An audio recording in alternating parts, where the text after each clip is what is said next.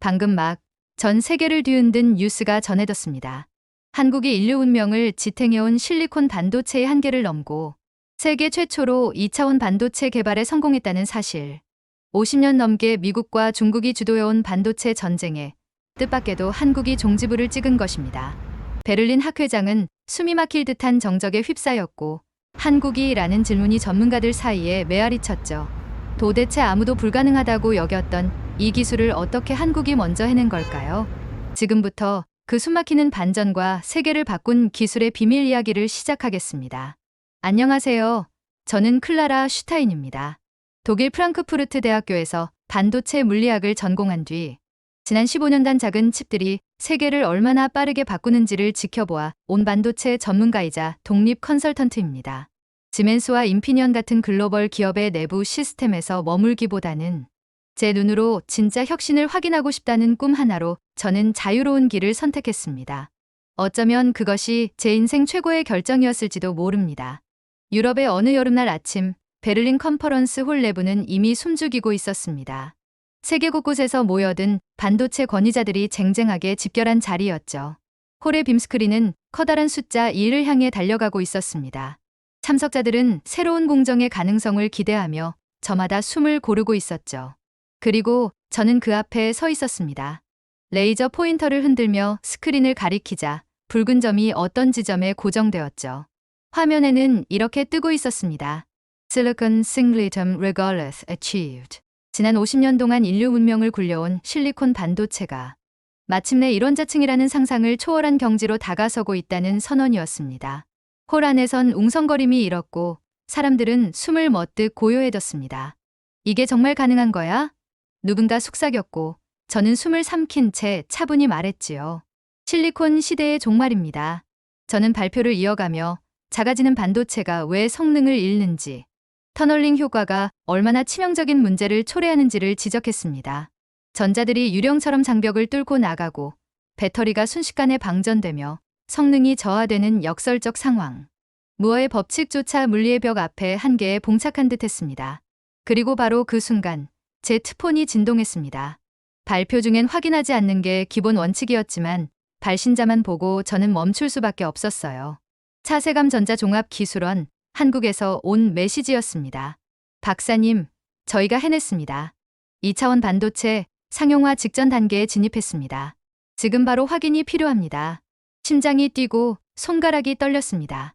청중들의 시선이 모두 저에게 쏠린 순간이었죠. 저는 숨을 깊이 들이쉬고 고개를 들었어요. 여러분, 방금 믿을 수 없는 소식을 받았습니다.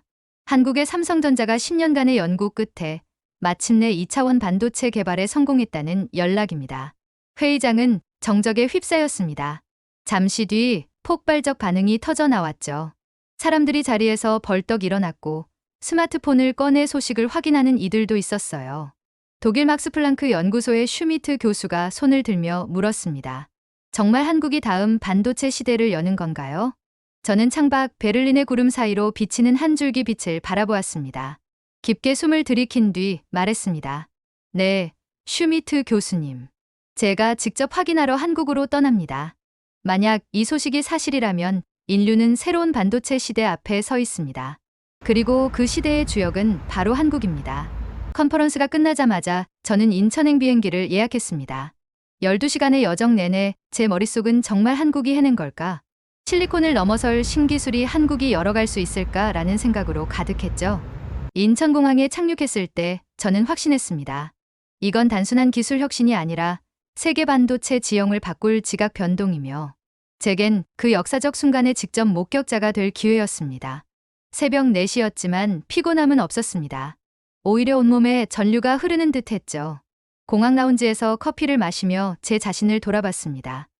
저는 이름 클라라 슈타인, 나이 38세, 학력 독일 프랑크푸르트 대학교 반도체 물리 전공, 경력 지멘스 및 인피니언 근무, 현직 독립 반도체 컨설턴트 약 3년째. 이 선택이야말로 제 인생 최고의 도전이었고 지금 바로 그 도전이 한국에서 새로운 장을 열고 있었습니다. 서울 시내의 풍경과 택시 대화. 택시가 한강을 건너며 서울의 스카이라인이 펼쳐졌습니다. 빌딩들 불빛은 아직 꺼지지 않았습니다. 저 안에 누군가는 지금 미래를 만들고 있겠지. 라고 생각했어요. 기사님, 삼성전자 기흥 캠퍼스 가주세요. 100m 앞에 있습니다. 이 시간에도 출입 절차가 까다롭습니다. 박사님. 역시 한국 사회 전체가 반도체 혁신에 쏟는 열망을 강렬히 느꼈습니다. 이른 시간임에도 보안 검색대를 통과하기까지 긴장감이 밀려왔습니다. 정말 여기서 세계를 바꿀 혁신이 태어났을까? 회의실 문이 열리자 긴 대기 끝에 연구진 약 10명이 저를 기다리고 있었습니다. 슈타인 박사님, 환영합니다. 젊은 여성 수석 연구원, 이지은 연구원의 따뜻한 인사가 먼저였습니다. 명찰을 보니 이지은 수석 연구원이라고 적혀 있었죠. 그녀의 눈동자엔 긴장과 자부심이 함께 반짝였습니다. 그리고 방 안 스크린에 떴습니다. 바로 2차원 반도체 MOS 몰리브덴과 황의 조합, 원자 한 층 두께의 꿈의 신소재였습니다. 저는 데이터를 시간 가는 줄 모르고 봤습니다. 전자 이동도, 안정성, 그리고 재현성까지 이론을 뛰어넘는 수치들이었습니다. 믿기 어려웠죠. 어떻게 이런 안정성을 달성하신 겁니까? 비정질 지화소, 즉 ABN입니다. 유전율 1.78로 공기와 거의 맞먹는 절연체 수치를 달성했습니다. 제가 앞으로 몸을 숙였습니다. 유전율 1.78이라니, 거의 완벽한 절연체라니, 터널링 현상을 차단한 건가요? 정확합니다. 전기 누설을 90% 줄였어요. 회의실이 조용해졌고 저는 일어섰습니다. 여러분, 당신들이 해낸 건 반도체의 완전한 새 시대입니다. AI와 클라우드 컴퓨팅의 전력 난제를 해결한 거예요. 창밖에서 아침 햇살이 연구동 유리를 황금빛으로 물들이고 있었습니다. 저는 안심하며 말했습니다. 믿는 정도가 아닙니다. 저는 확신합니다.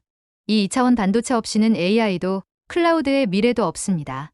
그리고 그 미래를 한국이 주도할 겁니다. 이지은 연구원이 태블릿을 건넸습니다. 다음 주 국제반도체 학회 발표 자료입니다. 검토 부탁드립니다. 저는 자료를 넘기며 고개를 끄덕였습니다. 데이터, 이론, 실험 결과까지 하나도 빠짐없이 준비되어 있었습니다. 이건 단순한 학술 발표가 아니라 한국이 세계에 보내는 전략적인 선전포고였습니다. 서울은 아직 잠들지 않은 도시였습니다. 그 새벽, 기흥 캠퍼스를 빠져나와 저는 잠시 호텔 방에서 창밖을 바라봤습니다. 한강 물결 위로 스치는 불빛, 그리고 빌딩 사이로 피어오르는 연기 같은 안개.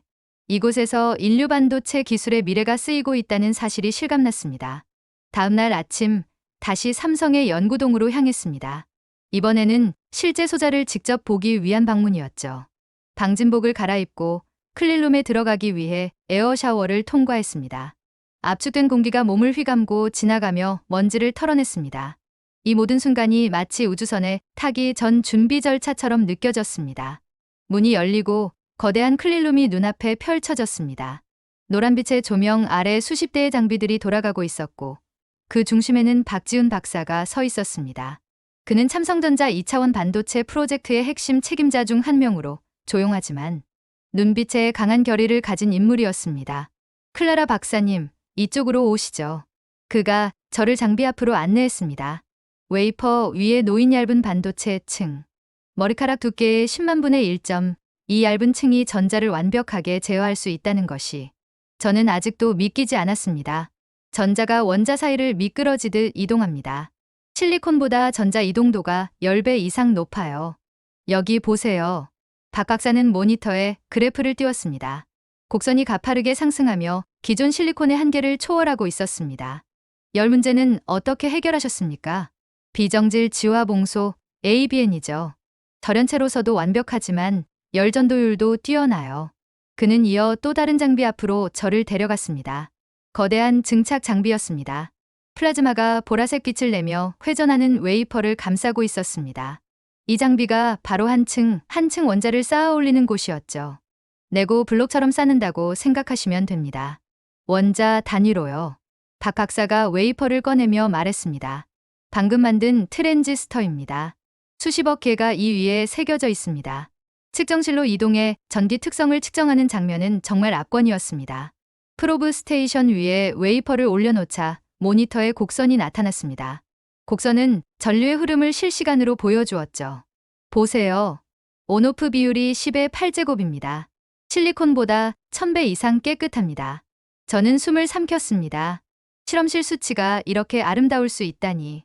이건 단순한 발전이 아니라 완전히 새로운 패러다임이었습니다. 이걸로 뭘 만들 수 있습니까? 모든 걸 바꿀 수 있습니다. 스마트폰은 일주일 충전, 데이터 센터는 전력 10분의 1 자율주행은 실시간으로 100배 향상됩니다. 그의 말에 제 머릿속은 이미 새로운 세계로 향하고 있었습니다. 하지만 또 하나, 연구소의 정신이 더욱 인상 깊었습니다. 연구원들의 자세, 자부심, 실패를 공유하는 문화. 그날 저녁, 이지은 수석 연구원과 함께 식사를 하며 이야기를 나누었습니다. 실패는 너무 많았죠. 예산 위기도 겪었고 경쟁사들의 조롱도 들었어요. 그럼에도 포기하지 않으셨군요. 네. 누군가는 해내야 하잖아요.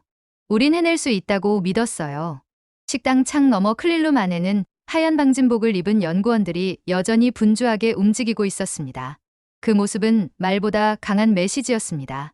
포기하지 않는 사람들, 꿈을 현실로 바꾸는 사람들. 다음 날 아침, 다시 연구소를 찾은 저는 실물칩을 직접 보게 되었습니다. 그리고 그날 그 유명한 하이포텍시 기술의 실험 결과도 나왔습니다. 서울대 이관용 교수팀이 개발한 기술. 기존에는 특별한 판 위에서만 성장할 수 있었던 2차원 물질을 이제는 어떤 기판 위에서도 키울 수 있게 된 것이었죠. 이건 건물처럼 칩을 수직으로 쌓을 수 있다는 뜻이었습니다. 같은 면적의 10배, 100배 더 많은 트랜지스터를 넣을 수 있어요. 박 박사의 말에 저는 탄성을 질렀습니다. 단순히 신소재를 만든 것이 아니라 그것을 대량으로 구현하는 길까지 열어젖힌 것이었습니다. 언제쯤 실제 제품에 적용 가능합니까? 2027년 1.4나노 공정부터 도입할 계획입니다. 스마트폰 크기로 슈퍼컴퓨터 성능을 구현할 수 있을 거예요. 정말 놀라웠습니다. 이들은 이제 미래를 말하는 것이 아니라 현재를 보여주고 있었어요. 며칠 뒤 저는 다시 기흥 캠퍼스를 찾았습니다. 이번엔 다른 목적이 있었습니다. 2차원 반도체 기술을 국제학회에서 발표할 준비를 돕기 위해서였습니다. 발표 자료는 이지은 연구원이 주도하고 있었죠. 그녀는 발표용 슬라이드를 조심스레 열어보이며 말했습니다. 클라라 박사님, 발표용 시연 시나리오를 도와주실 수 있을까요? 물론이죠. 기술이 아무리 훌륭해도 전달이 설득력 없으면 의미 없잖아요. 그녀는 고개를 끄덕였습니다. 회의실 벽면에 뜬 슬라이드에는 정밀한 그래프, 시뮬레이션 영상, 시제품의 실제 동작 결과까지 정리되어 있었습니다. 이건 단순한 발표가 아니라 세계를 향한 메시지예요. 이지은 연구원의 목소리에 담긴 의지는 강했습니다. 그날 저녁 서울 코엑스 근처 한 호텔 라운지에서 외국의 반도체 전문가들이 모인 사전 네트워킹 미팅이 있었습니다. 저는 그곳에서 익숙한 얼굴과 다시 만났습니다. 바로 윌리엄 하퍼 박사. 미국 인텔과 엔비디아의 자문을 맡고 있는 반도체 업계의 전설 같은 인물이었습니다. 그는 제게 다가와 말했습니다. 클라라, 한국의 기술에 너무 기대하지는 말게. 2차원 반도체는 실험실에서나 가능하지 대량 생산은 무리야. 왜 그렇게 단정하십니까? 우리는 이 기술을 20년 전부터 연구해왔어. 실패한 이유를 알고 있지. 한 겹짜리 원자층? 그건 바람만 불어도 망가져. 공장에서 어떻게 다뤄? 그는 태블릿을 꺼내 보여주었습니다. 2차원 반도체, 실패할 수밖에 없는 이유라는 제목의 보고서였습니다. 하지만 저는 조용히 노트북을 열었습니다. 삼성 연구진이 실시간 촬영한 생산 영상. 로봇팔이 수십 개의 웨이퍼를 옮기며 원자 증착을 반복하는 모습. 자동화된 공정과 높은 수율 데이터까지. 하퍼 박사의 눈빛이 흔들렸습니다. 이건 조작된 영상일 수도 있어. 직접 보시면 되겠군요. 내일 발표에 참석하시죠. 다음 날 국제반도체 학회장 앞은 인산인해였습니다. 기자들과 전문가들, 그리고 전 세계 반도체 기업들의 대표들이 자리를 메웠습니다. 연단에는 이지은 연구원이 섰습니다. 여러분, 오늘 우리는 새로운 가능성을 보여드릴 겁니다. 스크린에 뜬 건 시제품 칩의 실시간 동작 시연이었습니다. 0.3초 만에 부팅된 AI 기기, 발열은 거의 없었고 배터리 소모는 2% 이하였습니다. 청중석에서 한숨과 감탄이 터져나왔고 몇몇은 자리에서 일어나 박수를 쳤습니다. 그 순간 저는 하퍼 박사의 얼굴을 살폈습니다. 충격, 부정, 그리고 결국 인정. 그는 천천히 고개를 끄덕였습니다. 그 순간 전 세계가 이 기술을 인정하는 분위기로 바뀌고 있었습니다. 국제반도체 학회에서의 발표는 전 세계적으로 큰 반향을 일으켰습니다. 한국이 해냈다. 2차원 반도체의 현실화. 실리콘의 종말이 다가오다. SNS와 각종 미디어가 한국 기술에 집중했고 삼성전자는 하루아침에 세계 기술의 중심에 서게 되었죠. 하지만 반응이 전부 긍정적인 것은 아니었습니다. 며칠 뒤 미국 언론에 윌리엄 하퍼의 기고문이 실렸습니다. 제목은 2차원 반도체, 과대 포장된 환상. 기사 내용은 직설적이었습니다. 실험실에서 만든 시제품 몇 개로 세상을 바꿀 수 있다는 주장은 공상이다. 대량 생산의 벽은 여전히 존재한다.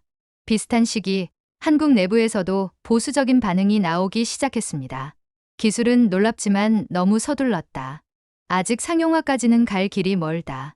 과대 홍보는 오히려 역효과다. 심지어 투자자들까지 불안해하기 시작했고 삼성전자의 주가는 일시적으로 흔들렸습니다. 박지훈 박사가 다급히 전화해왔습니다. 클라라 박사님, 큰일입니다. 내부에서도 프로젝트 축소 얘기가 나오고 있어요. 저는 고민할 시간이 없었습니다. 즉시 호텔 방에서 노트북을 열고 독일 연구소에서 가져온 장비로 실험을 시작했습니다. 수면은 물론 끼니도 거르며 커피만으로 며칠을 버텼습니다. 수백 개의 데이터를 분석하던 중 마침내 확신할 수 있는 수치를 찾아냈습니다. 바로 전력 효율 수치. 기존 실리콘 대비 10배가 아니라 15배의 개선 효과를 보여주고 있었던 것이었습니다. 그것도 고온, 저온, 다양한 극한 조건에서 일관되게. 박지훈 박사에게 바로 연락했습니다. 우리가 다시 확인했어요. 단순한 이론이 아니라 실제로 모든 조건에서 월등해요. 좋아요. 그럼 이제 공개할 시간입니다. 다음 날 아침 삼성전자 본사 프레스룸. 세계 각국의 기자들이 모인 자리에서 저는 단상에 올랐습니다. 발표는 단호하면서도 차분하게 시작됐죠. 오늘 공개할 데이터는 독일의 독립연구소가 재검증한 결과입니다. 이건 한국의 기술이 아니라 세계 과학계 전체의 문제입니다. 스크린에 떠오른 것은 전력 소모량 비교 차트. 2차원 반도체는 기존 대비 15배 적은 전력으로 동일한 연산을 수행했습니다. 특히 데이터 센터, AI 서버 환경에서 그 차이는 더욱 극명했습니다. 한 기자가 물었습니다. 하퍼 박사는 대량 생산이 불가능하다고 했습니다. 이에 대한 답변은? 저는 자신 있게 말했습니다. 그건 구식 공정을 기준으로 한 주장입니다. 삼성은 이미 새로운 공정을 개발했습니다. 한 번에 12장의 웨이퍼를 생산하는 공정이죠. 오븐에 빵을 하나씩 굽는 대신 한 번에 구워내는 것과 같습니다. 그 순간 기자들의 반응은 폭발적이었습니다. 열띤 취재 요청이 쏟아졌고 한국 기술을 다룬 뉴스는 전 세계에 동시다발적으로 보도되었습니다. 그리고 결정적인 장면. 박지훈 박사가 작은 박스를 들고 무대에 나왔습니다. 이 안에는 2차원 반도체 기반의 시제품 스마트폰이 들어 있습니다. 지금부터 실제로 구동해 보겠습니다. 그는 영상 편집 앱을 실행해 고화질 영상 편집을 실시간으로 진행했습니다. 일반 스마트폰이었다면 발열과 버벅임이 있었을 작업이었죠. 그러나 이 폰은 차가웠습니다. 배터리 소모는 2%에 불과했습니다. 기자들이 직접 만져보고 놀라움을 금치 못했습니다. 정말 차갑네요. 이게 진짜입니까? 미래가 눈앞에 있습니다. 그날 저녁 윌리엄 하퍼는 트위터에 단 한 줄을 남겼습니다. 나는 틀렸다. 한국이 옳았다. 이 한 문장은 폭발적인 파장을 일으켰습니다. 그동안 회의적이었던 전문가들조차 고개를 끄덕이기 시작했죠. 삼성전자의 주가는 단 이틀 만에 15% 상승했습니다. 한국 정부는 긴급 회의를 소집했고 대통령이 직접 발표했습니다. 2차원 반도체를 국가 전략 산업으로 지정합니다. 향후 10년간 10조 원을 투자하겠습니다. 그러나 평온은 오래가지 않았습니다. 발표 후 약 일주일 새로운 위기가 발생했습니다. 회의실 문이 조용히 열렸고 박지훈 박사의 얼굴은 심각했습니다. 문제가 생겼습니다. 전극 연결 부위에서 저항이 너무 높아요. 전기가 충분히 들어가지 않습니다. 이건 심각한 문제였습니다. 아무리 성능이 좋아도 전기가 잘 흐르지 않으면 실용화는 불가능하니까요. 해결책이 있습니까? 잠시 침묵이 흘렀고 제임스 김 박사 MIT에서 온 미국 전문가가 조심스럽게 말했습니다. 반데르발스 금속을 써보는 건 어떨까요? 원자 간 약한 인력을 이용해 전극을 연결하면 충격 없이 전자가 흐를 수 있습니다. 온도를 낮춰 증착하면 접합도 더 깨끗해질 겁니다. 영국 옥스퍼드에서 온 사라 톰슨 박사도 의견을 보탰습니다. 서로의 전문 지식을 나누며 마치 기적처럼 솔루션이 나타났습니다. 이건 단순한 기술 해결이 아니었습니다. 전 세계 최고의 두뇌들이 하나로 협력한 순간이었죠. 3주간의 실험, 수천 번의 시도 끝에 저항은 기존의 10분의 1 수준으로 낮아졌습니다. 젊은 연구원이 소리쳤습니다. 됐습니다. 전기가 술술 들어갑니다. 회의실에 환호성이 울렸고 저와 박지훈 박사는 서로를 바라보며 고개를 끄덕였습니다. 최우수 논문상을 받은 지 한 달 후 예기치 못한 일이 벌어졌습니다. 미국 워싱턴 DC에서 열린 의회 청문회. 증인석에는 다시 윌리엄 하퍼 박사가 앉아 있었습니다. TV 생중계를 통해 그의 발언을 지켜보며 저는 호텔방에서 박지훈 박사와 화상으로 연결돼 있었습니다. 의원님들, 2차원 반도체의 대량 양산은 불가능합니다. 그의 목소리는 단호했습니다. 종이처럼 얇은 원자 한 층을 하루 수만 개씩 만든다는 건 불가능에 가깝습니다. 현재 공정으로는 웨이퍼 한 장에 12시간. 하루 2장입니다. 실리콘은 1시간에 100장을 만듭니다. 경제성이 없습니다. 의원들의 표정이 굳어졌고 미국 언론은 일제히 다음과 같이 보도했습니다. 2차원 반도체는 상업적 실패 예정. 미국은 실리콘에 계속 투자해야 한다. 그보다 충격적인 건 한국 내부의 반응이었습니다. 일부 언론은 너무 빨리 나섰다며 회의론을 제기했고 몇몇 투자자들이 손을 떼려는 움직임도 보였습니다. 클라라 박사님, 큰일입니다. 박지훈 박사의 목소리가 무거웠습니다. 심지어 참석 내부에서도 프로젝트 축소 얘기가 다시 나오고 있어요.